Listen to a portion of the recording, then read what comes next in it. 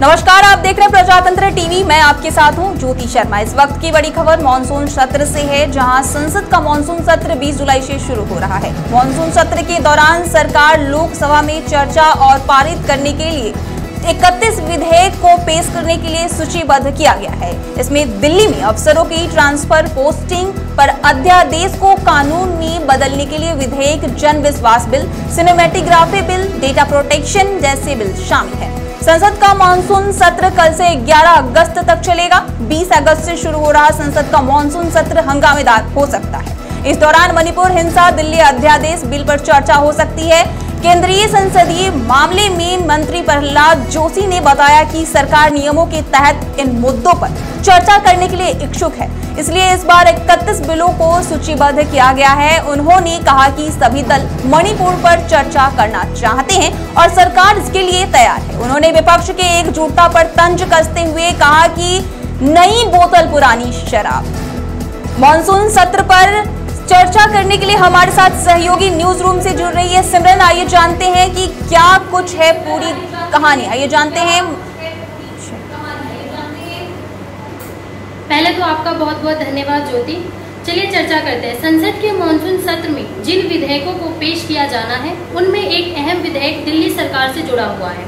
राष्ट्रीय राजधानी क्षेत्र दिल्ली सरकार विधेयक एक अहम बिल है, जिसमें दिल्ली विधानसभा और उप राज्यपाल की शक्तियों और जिम्मेदारियों में संशोधन शामिल है। साथ ही provisional collection of taxes bill monsoon सत्र में इस बिल को लाने का उद्देश्य मौजूदा विधेयक के साथ साथ नए विधेयक को भी लागू करना है।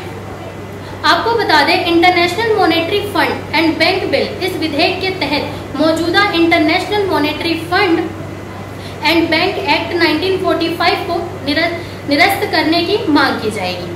साथ ही digital personal data protection bill, इस बिल के तहत डिजिटल पर्सनल डेटा प्रोटेक्शन को कानूनी दायरे में लाने का उद्देश्य है।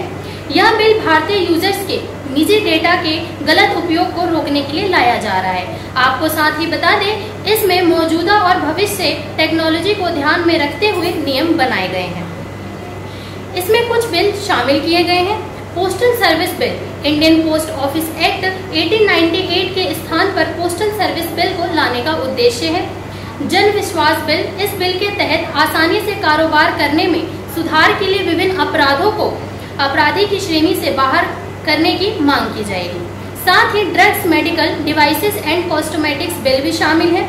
Drugs, medical devices and cosmetic bill में ड्रग्स एंड कॉस्मेटिक एक्ट 1940 को निरस्त करने के लिए पटल पर रखा गया है। प्राचीन स्मारक और पुरातत्व स्थल और अवशेष बिल भी शामिल है। इसमें ऐतिहासिक स्मारकों के आसपास के इलाकों को चिन्हित कर वहां प्रवेश प्रतिबंधित किया जाएगा। साथ ही डीएनए टेक्नोलॉजी रेगुलेशन बिल को भी शामिल किया गया है। इस बिल के तहत पहचान स्थापित करने के लिए डीएनए टेक्नोलॉजी का इस्तेमाल को विनियमित करना है।